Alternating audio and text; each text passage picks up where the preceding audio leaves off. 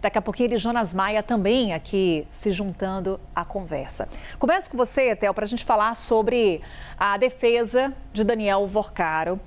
Tivemos uma reunião entre o ex-banqueiro e os advogados que fizeram parte da defesa de Mauro Cid, ex-ajudante de ordens de Jair Bolsonaro. Mauro Cid, que fechou acordo de delação premiada. Daniel Vorcaro, que até então tentou já inúmeras vezes evoluir num acordo de delação premiada sem sucesso. O que essa reunião pode trazer de projeções, expectativas para a gente? Ela mostra que, num primeiro momento, ele ainda tem intenção de fechar um acordo de colaboração premiada. Não significa que necessariamente vai fechar e não significa necessariamente que vai contratar a banca de advogados do tenente-coronel do Exército, Mauro Cid. Mas já houve conversa nesse sentido, já houve uma tentativa ali de contratação.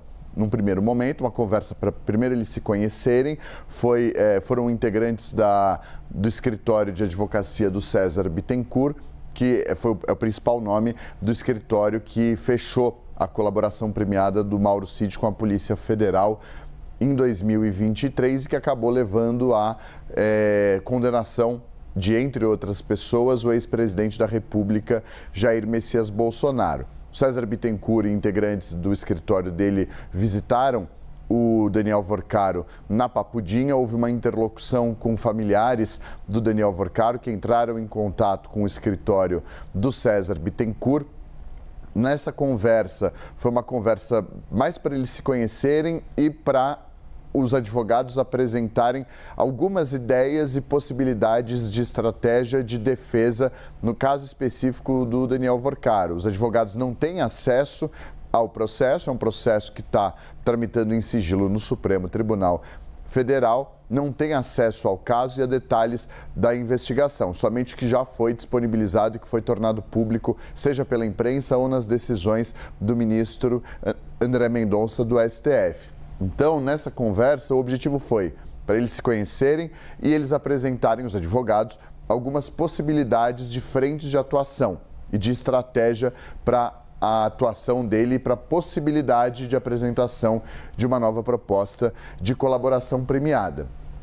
Daniel Vorcaro apresentou uma proposta à Polícia Federal, ela rejeitou. Apresentou uma segunda proposta à Polícia Federal, ela também rejeitou. Apresentou a mesma proposta também à Procuradoria-Geral da República e ela rejeitou. Ao que tudo indica, pelo que a gente vinha acompanhando nas últimas semanas, houve uma baixada de bola. Não houve novas articulações a ponto de uma outra versão, uma terceira versão, ser elaborada. Agora pode ser diferente. Não necessariamente, mas é possível que uma nova proposta seja apresentada, a depender se esse casamento vai rolar.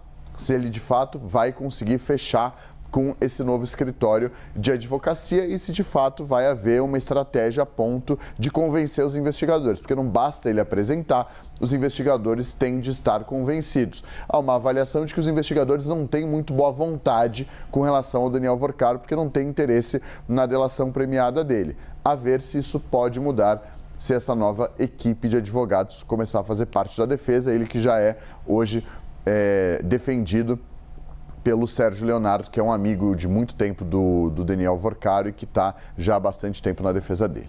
Quais são as chances das tratativas de um acordo de delação premiada de Daniel Vorcaro? Nessa frente também temos o Jonas Maia, nosso analista de segurança, que vai trazer apuração, bastidores também para a gente com relação a esse assunto. Tudo bom, Jonas? Bom dia. Oi, Carol. Bom dia para você, para o Theo, quem acompanha a gente. Vamos lá, Jonas. O Theo traz esse retrospecto aqui para a gente das tentativas que acabaram frustradas junto à Polícia Federal, junto à Procuradoria-Geral da República. Pode vir aí uma terceira tentativa de um acordo de delação premiada e quais seriam as chances, junto à Polícia Federal, dessa negociação prosperar? Carol, descrente, desmotivado e sem esperança. É isso que o Daniel Vorcaro, o ex-banqueiro, disse para as pessoas que o visitaram lá na Papudinha depois que ele foi transferido em relação a uma eventual colaboração, um acordo de delação premiada. Segundo essas pessoas com quem eu conversei, que visitaram ele está sem esperança por conta dessas duas propostas que o Theo trouxe para a gente, que foram apresentadas à Polícia Federal, à PGR e que não tiveram frutos, não tiveram andamento. A polícia disse que já na proposta não tinha interesse porque não tinha nada de novo. Além disso, também essas pessoas que visitaram o Daniel Vorcaro dizem que ele está sem esperança e desmotivado, até mesmo porque a Polícia Federal já avançou muito nessa investigação e prendeu seus familiares.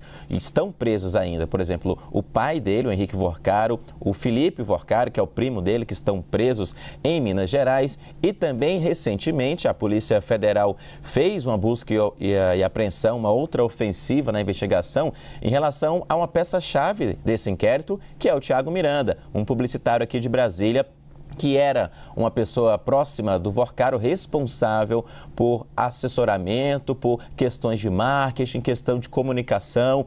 E agora tem também a questão do passaporte apreendido. Então, tudo isso leva a esse ponto do Daniel Vorcaro, que diz que, inclusive, essa visita dos advogados é para um plano B, para defendê-lo no processo, para avançar daqui para frente, já que ele espera, que já acredita que esse caso vai para frente sem a delação.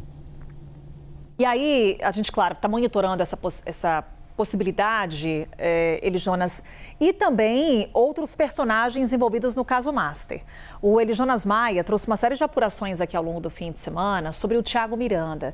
E tem novidade com relação ao publicitário que está ligado ao ex-banqueiro e alvo da Operação Compliance Zero, que é essa operação que investiga as fraudes relacionadas ao Banco Master. Ontem teve anúncio nas redes sociais de que ele vai fechar a empresa, que, segundo a Polícia Federal, era usada para selecionar influenciadores que atuavam a favor do Banco Master. O interessante nessa comunicação feita pela empresa, pelo Thiago Miranda, Eli Jonas, é que não há qualquer menção à operação da Polícia Federal, né? O que a gente tem aí já de reações da PF com relação ao fechamento da empresa? Esse é um ótimo ponto, Carol, porque ele fala do fechamento da empresa, a empresa essa que foi alvo de busca e apreensão da Polícia Federal, é alvo de investigação, mas nessa nota divulgada pelo empresário Thiago Miranda, ele não dá nenhuma informação, declaração sobre a operação e a investigação, mas diz que está cansado, que vai tirar um ano sabático para se reencontrar no mercado aqui de Brasília, do Brasil como um todo, logo após essa operação da Polícia Federal. A linha do tempo foi: quinta-feira ele foi alvo de busca e apreensão, a Polícia Federal foi na casa dele, também foi nessa empresa que está no nome dele ainda, a MIT, a agência MIT ou Miranda Comunicação. No sábado, a Polícia Federal pediu, e o ministro André Mendonça, que é o relator desse caso no Supremo Tribunal Federal, determinou a apreensão do passaporte dele e também a proibição de ele sair do Brasil, porque a Polícia Federal, inclusive, argumentou que há um grande risco de evasão, de fugir, no bom português falando. Isso porque...